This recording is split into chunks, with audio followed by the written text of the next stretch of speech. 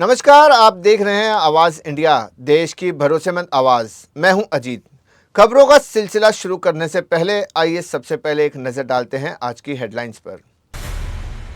PM Modi ने Vietnam के राष्ट्रपति का किया स्वागत, दोनों नेताओं के बीच द्विपक्षीय बैठक। बंगाल में 9 मई को शपथ ग्रहण, 8 मई को विधायक दल की बैठक। बिहार में कल सम्राट कैबिनेट का विस्तार, नीतीश कुमार के बेटे निशांत बनेंगे मंत्री। टीएन, केरलम में कीचड़ नहीं फैला तो कमल नहीं खिला, इलेक्शन कमीशन पर भड़की कांग्रेस। दिल्ली सरकार का शिक्षकों को तोहफा, वोकेशनल व समग्र शिक्षा शिक्षकों का वेतन बढ़ा। अब खबरें विस्तार से। प्रधानमंत्री नरेंद्र मोदी ने आज दिल्ली के हैदराबाद हाउस में वियतनाम के राष्ट्रपति तोलाम से द्विपक्षीय बैठक की, जो उनके भारत के पहले राजकीय दौरे का हिस्सा है। इससे पहले द्रौपदी मुर्मू और पीएम मोदी ने राष्ट्रपति भवन में उनका औपचारिक स्वागत किया। इस दौरान पारंपरिक वेशभूषण में बच्चों ने भारत और वियतनाम के झंडे लहराकर स्वागत किया। तोलाम मंगलवार को भारत पहुंचे और बोधगया के महाबौद्ध मंदिर में पूजा अर्चना की। बिहार में उनका स्वागत मुख्यमंत्री सम्राट चौधरी ने किया, जबकि दिल्ली पहुंचने पर केंद्रीय मंत्री नित्यानंद राय ने उनका अभिवादन किया। यह दौरा भारत वियतनाम के बीच मजबूत होने के रणनीतिक और कूटनीतिक संबंधों को दर्शाता है। पश्चिम बंगाल में बीजेपी की ऐतिहासिक जीत के बाद अब नई सरकार के गठन की तैयारियां तेज हो गई हैं। सरकार गठन की प्रक्रिया को आगे बढ़ाने के लिए अमित शाह को केंद्रीय पर्यवेक्षक और ओडिशा के मुख्यमंत्री मोहन चरण मांझी को सह पर्यवेक्षक नियुक्त किया गया है। दोनों नेता नवनिर्वाचित विधायकों के साथ बैठक कर मुख्यमंत्री और कैबिनेट के नामों पर अंतिम निर्णय लेंगे। राज्य के पहले बीजेपी मुख्यमंत्री और उनके कैबिनेट सदस्य 9 मई को 10 बजे कोलकाता के प्रतिष्ठित ब्रिगेड परेड ग्राउंड में शपथ लेंगे। इससे पहले 8 मई को दोपहर करीब 3 बजे के बाद बीजेपी विधायक दल की बैठक होगी, जिसमें नेता का चयन किया जाएगा। इसी नेता को मुख्यमंत्री पद की शपथ दिलाई जाएगी। बिहार में कल यानी गुरुवार को सम्राट कैबिनेट का विस्तार होगा।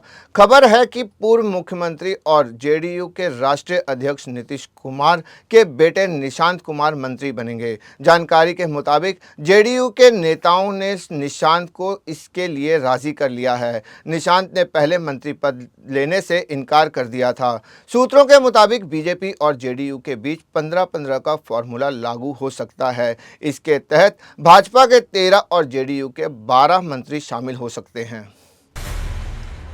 ईरान और अमेरिका के बीच युद्ध खत्म करने को लेकर सहमति बन गई है। दोनों देशों के बीच अगले 48 घंटे में एक समझौते पर हस्ताक्षर करने की उम्मीद है। इसके बाद आधिकारिक तौर पर दोनों देश इस युद्ध को खत्म करने की घोषणा करेंगे। अमेरिकी आउटलेट एक्सियोस ने व्हाइट हाउस के सूत्रों के हवाले से ये रिपोर्ट दी है, जिसमें कहा गया है कि पहली बार दोनों देशों में समझौते को लेकर सहमति बन गई है।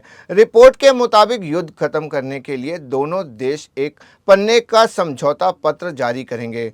इस पत्र में 3 मुद्दों का जिक्र किया जा सकता है। वक्त हो चला है एक छोटे से ब्रेक का।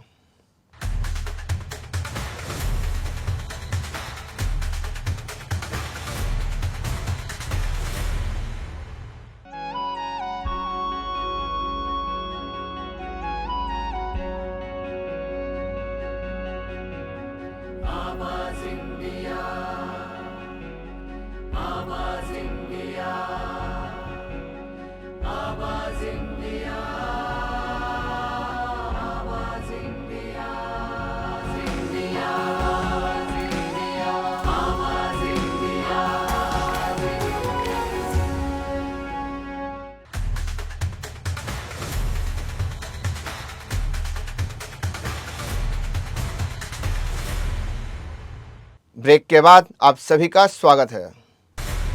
कांग्रेस नेता पवन खेड़ा ने चुनाव आयोग और सत्ता पक्ष पर गंभीर आरोप लगाए हैं। उन्होंने एक प्रेस कॉन्फ्रेंस की जिसमें खेड़ा ने चुनाव आयोग और सत्ता पक्ष पर कई गंभीर आरोप लगाए। उन्होंने एसआईआर, वोट चोरी और परिसमन के जरिए चुनाव में धांधली के गंभीर आरोप लगाए। वहीं तमिलनाडु और केरल के नतीजों पर पवन खेड़ा ने कहा कि तमिलनाडु और केरल में कीचड़ नहीं फैलाया गया तो कमल नहीं खिला। चुनाव आयोग का काम कीचड़ फैलाने और हेट स्पीच को रोकना था, लेकिन वे खुद कीचड़ में लौटता रहा। पवन खेड़ा ने इन मुद्दों पर राहुल गांधी के रुख को एक सैद्धांतिक स्टैंड बताया है। दिल्ली सरकार ने वोकेशनल और समग्र शिक्षा अभियान के शिक्षकों के वेतन में बड़ी वृद्धि की है। दिल्ली सचिवालय में आयोजित कैबिनेट में हुए इस निर्णय की जानकारी देते हुए मुख्यमंत्री ने बताया कि दिल्ली में करीब 1131 वोकेशनल शिक्षक कई विधाओं की ट्रेनिंग देते हैं। इनका वेतन बढ़ाकर 38,100 रुपये किया जा रहा है। पहले इन्हें 20,000 से लेकर 23,000 रुपये ही मिलते थे। वहीं समग्र शिक्षक अभियान के तहत वर्तमान में संचालित कुल 784 केंद्रों में पढ़ाने वाले शिक्षकों के वेतन में भी वृद्धि की गई है। संजय दत्त इन दिनों राज शिवाजी को लेकर चर्चा में हैं। इस बीच उनकी अगली फिल्म आखिरी सवाल पर बड़ा अपडेट आ गया है। अपकमिंग फिल्म आखिरी सवाल वक्त पर रिलीज नहीं होगी। रिपोर्ट में दावा किया गया है कि 8 मई को फिल्म की रिलीज की तारीख तय है और अब तक इसके ट्रेलर को भी सेंसर बोर्ड ने पास नहीं किया है। सोर्सेस के हवाले से रिपोर्ट में बताया गया है कि फिल्म का प्लॉट जिस तरह का है उसे देखते हुए सेंसर बोर्ड काफ़ी सावधानी बरत रहा है। मेकर्स ने सीबीएसई को बताया है कि उनकी फिल्म ऐतिहासिक घटनाओं और रिकॉर्ड्स पर आधारित है, इसलिए इसे रिलीज होने का हक है।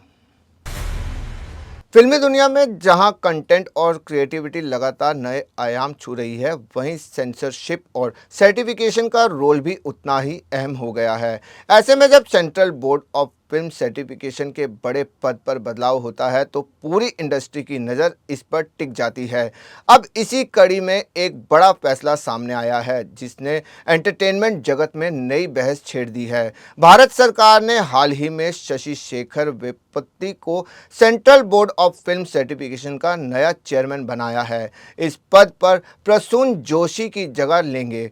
यह बदलाव सिर्फ एक प्रशासनिक फेरबदल नहीं, बल्कि मीडिया और फिल्म सर्टिफिकेशन सिस्टम में एक नए दौर की शुरुआत माना जा रहा है। देश और दुनिया में बड़ी खबरों में फिलहाल के लिए इतना ही। जुड़े रहिए आवाज़ इंडिया के साथ। तब तक के लिए नमस्कार।